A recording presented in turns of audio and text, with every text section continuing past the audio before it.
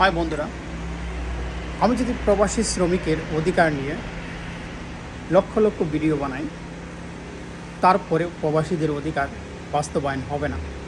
কেননা এটি হলো বাংলাদেশের নীতি নির্ধারক যারা আছে, রাজনীতিকবিদ যারা আছেন এবং গভর্নমেন্টের যারা মিনিস্ট্রি পর্যায়ে অন্তর্ভুক্ত আছেন, এগুলা তাদের দৃষ্টি আকর্ষণটা সবচেয়ে জরুরি।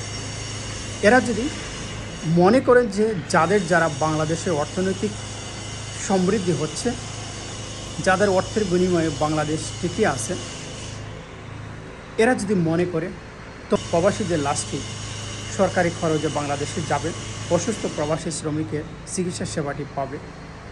এজন্য প্রয়োজন প্রবাসী শ্রমিকের দৃষ্টি আকর্ষণ।